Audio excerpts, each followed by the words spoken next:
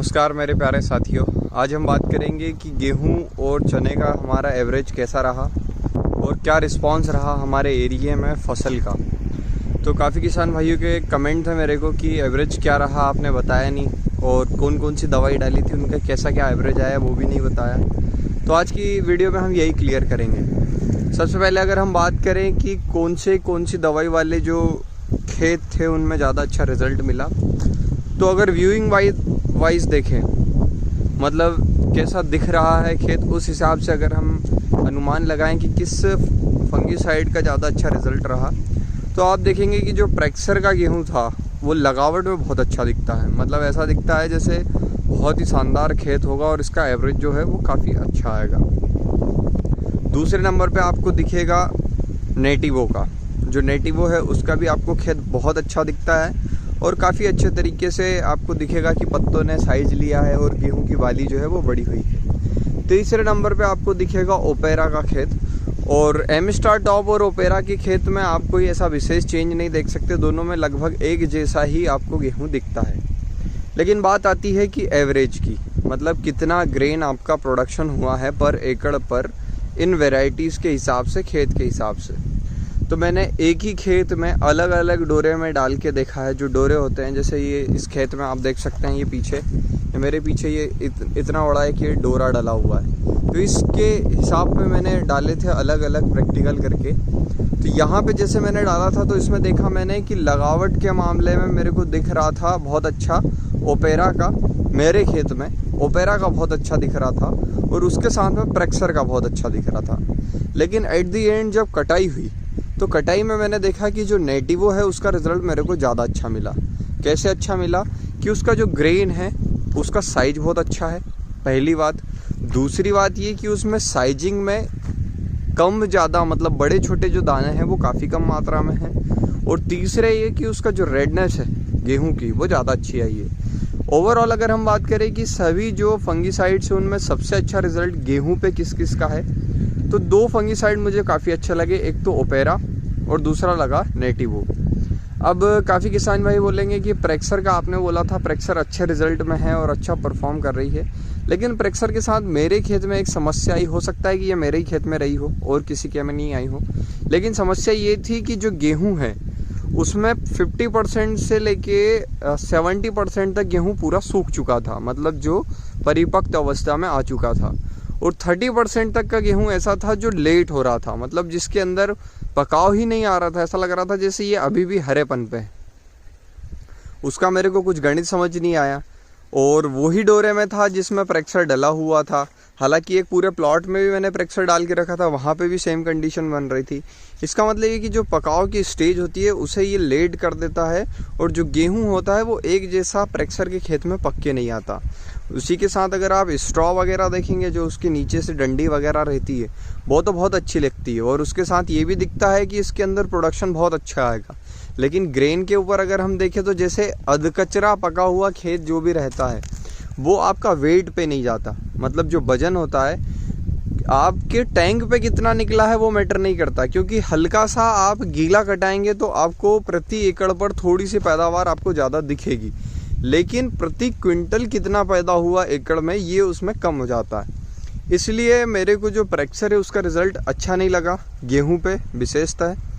उसके बाद अगर हम ऐसे रो में रखें कि कौन सी फंगीसाइड का अच्छा रिज़ल्ट है और कौन सी का नहीं है, तो उसमें आप देख सकते हैं कि पहले नंबर पे आपको दिखेगा नेटिवो, और उसके बाद दूसरे नंबर पे आपको दिखेंगे ओपेरा, और उसके साथ में एम स्टार टॉप। ये दोनों का रिज़ल्ट आपको लगभग सेम दिखेगा। और तीसरे नंबर पे आएगी प्रेक्सर। और अगर हम बात करें कि गेहूं की जो फसल है इसका हमारे यहाँ पर एवरेज कैसा निकला, तो एवरेज तो देखिए भैया इस बार बहुत बुरी कंडीशन में रहा। कैसे रहा? जो किसानों की पहले अर्लिंग सोइंग थी जो अक्टूबर में थी, 25 अक्टूबर से लेके लगभग अपन माने तो 1 नवंबर तक, उन लोगों का एवरेज रहा है 12 से 15 के बीच में। जो लोगों की 25 अक्टूबर से पहले की बोनी थी उन लोगों का 10 बोरे प्रति एकड़, मतलब 10 क्विंटल प्रति एकड़ से ऊपर नहीं गया। हालांकि अगर हम अपने खेतों की बात करें तो मेरी सब नवंबर के बाद की थी, और पर एकड़ पर टैंक के हिसाब से निकला है। अब टैंक आप 18 या 19 या 20 का लगा सकते हैं, वैसे मेरे पास जो गाड़ी थी वो विशाल की थी और उसका मैंने शायद वीडियो डाला भी है, और उनका कहना ये है कि 20 का ग्रेन साइज है इसका, मतलब जो टैंक की स्टोरेज क्षमता है वो 20 क्विंटल की विशाल में आती है। उस हिसाब से देखें तो किसी खेत में टैंक से ऊपर भी गया है। जैसे एक खेत है हमारा जिसमें 10 एकड़ 30 डिसमिल है, उसके अंदर आपको लगभग 11 टैंक के लगभग पहुंच गया था खेत में। तो एवरेज ओवरऑल जो हमारा एवरेज रहा वो तो अच्छा रहा, लेकिन पूरे एरिया में अगर हम बात करते हैं तो पिटाएगा। पिटाने का कारण बस यही रहा कि जो किसान होते हैं वो मूंग की थोड़ी सी ज़्यादा जल्दी कर देते हैं। उनको ऐसा लगता है कि नहीं यार ये फसल तो अपनी आ ही रही है, वो फसल भी निकाल लेते हैं, डबल प्रॉफिट हो जाएगा। लेकिन डबल प्रॉफिट करने में थोड़ा सा ये नुकसान हो जाता है कि जो हाथ का रहता है वो भी चला जाता है। दूसरा अगर हम देखें चने में, जैसे कि मैं अब चने के प्लॉट में हूँ, यहाँ पे मूंग बुआ गए हैं और पानी चालू हो गया है। अगर हम इसके एवरेज की बात करें कि यहाँ पर कैसा एवरेज रहा, तो चने का जो है वो 11 से 12 क्विंटल प्रति एकड़ के हिसाब से निकला है। इस साल वैसे उम्मीद मेरे को कम थी, मेरे को ऐसा लग रहा था कि गेहूं से ज़्यादा बुरी हालत चने की रहेगी, 5 से 6 पे रह जाना चाहिए, लेकिन चना नहीं रहा। बहुत अच्छी पैदावार रही और बहुत ही पॉजिटिव रिजल्ट मिला। मतलब ऐसा लगता है जैसे आने वाले समय में चने का रकबा अपने को बढ़ाना चाहिए। वैरायटी की अगर हम बात करें कि हाईएस्ट प्रोडक्शन में इस साल वैरायटी कौन सी परफॉर्म करी है, तो जो क्लाइमेट कंडीशन को सबसे ज़्यादा सूट किया है वो RVG 202 ने किया है। सब जगह की मैंने रिपोर्ट उठाई थी, जहाँ भी मैं पूछ रहा था RVG 202 बहुत अच्छा परफॉर्म किया। उसी के बराबर परफॉर्म किया है जाकी 9218 ने, मतलब जो चने की वैरायटी आती है जाकी, उसने भी उतना ही अच्छा परफॉर्म किया। उसके बाद तीसरे नंबर पे आई है विशाल, और उसके बाद आपको GG 11-16 इन सब के रिस्पॉन्स मिल सकते हैं। वैसे देखा जाए तो चने में आप वैरायटी से ज़्यादा टाइमिंग को मैटर कर सकते हैं। चने का प्रोडक्शन जो होता है अधिकतर समय आपका कैसा रहा उस हिसाब से निकलता है। अगर एक क्षेत्र में, जैसे मेरा क्षेत्र है, यहाँ पर अगर 25 क्विंटल या 25 बोरे या फिर 20 बोरे या 10 बोरे प्रति एकड़ अगर एक किसान का निकलता है, उसी टाइम की आपकी सोइंग है, उसी टाइम का आपका पानी दिया हुआ है, तो आपका अच्छी मेहनत रही तो 11 बोरे निकल सकता है, उससे कम मेहनत रही तो 9 बोरे निकल सकता है। लेकिन विशेष डिफरेंस आप उस फसल पर अपने अनुसार नहीं लगा सकते, वो क्लाइमेट के ऊपर ज़्यादा डिपेंड करती है।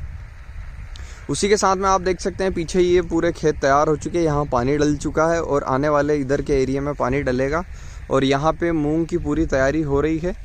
और अगर हम बात करें मूंग में हम कौन सी वैरायटी डाल रहे हैं, तो इस बार हमारे पास शिखा है जो कि IPM 410-3 है, और उसके साथ PDM 139 जिसे सम्राट भी बोलते हैं, वो 2 वैरायटी हमारे पास है अभी फ़िलहाल में। यहाँ देख सकते हैं कि ये साइड में रोटावेटर वगैरह चल रहा है, मतलब काम तो यहाँ पे काफ़ी ज़ोरों शोरों से चल रहा है। उसी के साथ में आपको मैं अपना वो भी बताऊंगा, और 5 लाख सब्सक्राइबर अपने होने वाले हैं, तो उसकी खुशी में कुछ गिफ्ट वगैरह भी हमारे पास आए हैं। बड़ी बड़ी कंपनियों ने आपको अप्रिशिएट किया है कि हमारा जो काम है, हमारा जो वर्क चल रहा है वो काफ़ी अच्छा है, और हम किसानों के लिए जो है वो काफ़ी मेहनत कर रहे हैं। तो उसके लिए काफ़ी कंपनियों ने मुझे गिफ्ट भेजे हैं, जो कि मैं आपको 5 लाख सब्सक्राइबर कंप्लीट होने के बाद ओपन करके बताऊंगा कि किसने क्या दिया और क्यों दिया। और रही बात हमारी, तो लगभग हम 5 लाख होने में हमें काफ़ी समय लगा, लेकिन जो समय लगा उसमें जो किसान है उसका रिस्पांस बहुत अच्छा है।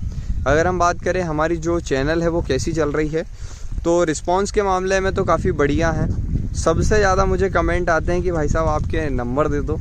तो नंबर वाली एक ही समस्या है भैया कि वैसे ही मेरे पास बहुत समय कम रहता है। मतलब वीडियो बनाने का भी आपने देखा होगा कि विदिन वीक में एक वीडियो आता है, कोई तो ऐसा होता है कि कंटिन्यू पर डे वीडियो डाल देता है, या 2-4-8 दिन में डाल देता है। मेरा तो कभी कभी ऐसा भी होता है कि 1 मंथ में एक वीडियो आता है। तो समय का थोड़ा सा एक प्रॉब्लम होने के कारण मैंने नंबर शेयर नहीं किए हैं, लेकिन अगर मुझे ऐसा लगा कि नहीं यार मेरे को इसको नंबर देना चाहिए या फिर इनको ज़्यादा रिक्वायरमेंट है, तो उनको मैं मेल कर देता हूँ या फिर उनसे मेल पे डिटेल में ले लेता हूँ।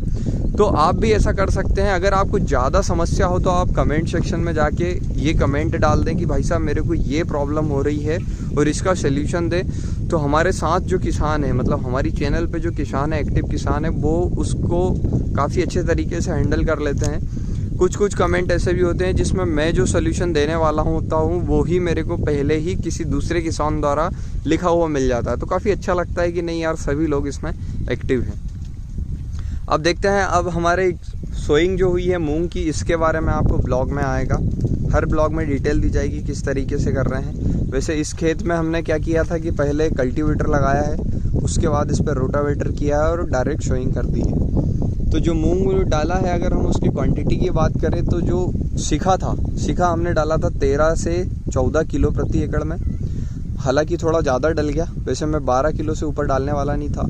और सम्राट जो है मतलब PDM 139, ये हमने डाला है 12 किलो प्रति एकड़ में। साथ में क्या डाला है तो उसकी अगर हम बात करें तो हमारे यहाँ जो ट्रेडिशनल स्टाइल में डालते हैं, मतलब 1 किलो पे 2 किलो, मतलब 12 किलो अगर आपने ये डाला है मूंग, तो उसके साथ हमने 24 किलो डाली है DAP जो मैंने डाली है। उसके साथ में मैंने 5 किलो मिलाया है सल्फ़र, मतलब जो बेंटोनाइट सल्फ़र आता है वो। और पहले पानी के बाद में हम पोटाश उसमें स्प्रे, मतलब जो छिड़काव विधि जो होती है उससे उसमें फूंक देंगे और फिर पानी देंगे। इसमें ऐसी कोई टेंशन वाली बात नहीं होती कि अगर आपने पोटाश बाद में दिया तो ये सॉल्युबल नहीं होगा, ये मिट्टी को नहीं मिलेगा, ऐसा कुछ नहीं होता, बहुत आसानी से मिल जाता है। लेकिन क्या होता है कि क्लोराइड फॉर्म होता है, इसलिए पोटाश का जो यूज़ है हमारे यहाँ थोड़ा सा कम हो रहा है। बाकी देखते हैं आगे कितनी प्रोसेस में आता है, और आपको वीडियो डेली मिलती रहेगी इसके लिए। साथ ही साथ में कुछ ब्लॉग टाइप का भी मिलता रहेगा जिसमें हम अपडेट देते रहेंगे कि क्या क्या हो रहा है, क्या नहीं हो रहा है। तो आप इसे देखते रहें और रिस्पॉन्स करते रहें इसके ऊपर कि कैसा है, क्योंकि जो इन्फॉर्मेटिव वीडियो होती है उसके ऊपर तो व्यू बहुत ज़्यादा आ रहे हैं, लेकिन जो ब्लॉग्स हैं उस पर रिस्पॉन्स थोड़ा सा कम है। तो मैं चाहता हूँ कि ब्लॉग पे भी रिस्पॉन्स उतना ही आए जितना हम जो जानकारी देते हैं उस वीडियो पे आता है। बाकी सोयाबीन की हम बात करेंगे तो मैं सोयाबीन के पास भी जाऊंगा और सोयाबीन की भी आपको डिटेल बताऊंगा कि सोयाबीन में क्या हो रहा है। क्या है कि सोयाबीन जो है वो काफ़ी अच्छी ग्रोथ पे आ चुकी है और इस टाइम पे उसकी स्टेज जो है वो बहुत ही शानदार है। जैसे यहाँ पे आप ग्रीन कलर ये देख रहे हैं, ये पूरा सोयाबीन का है। तो उसके पास जाके भी वीडियो बना के आपको बता देता हूँ। तो ये अभी हमारा सोयाबीन का प्लॉट है। आप सभी ने इसमें देखा होगा कि यहाँ पे जो है हमारी ये वैरायटी जो लगी हुई है ये 14 इंच पे थी और लगभग ये कवर करने की स्टेज पे है। अभी इसमें हमने पानी थोड़ा सा नहीं दिया है, वो इसलिए कि एक बार ये प्रॉपर अपनी पोजीशन ले ले और हल्के से फूल दिखने लगे अपने को हर एक पौधे में, एक एक दो दो। उसके बाद इसमें हम पानी डालेंगे। तो जैसे ही पानी डालेंगे पूरा पौधा पूरे पानी को कवर करने के बाद उससे फूल लेगा और उसके साथ फल की प्रोसेस को भी बहुत स्पीड से बढ़ाएगा, जिससे प्रोडक्शन जो है वो पॉजिटिव मिलेगा।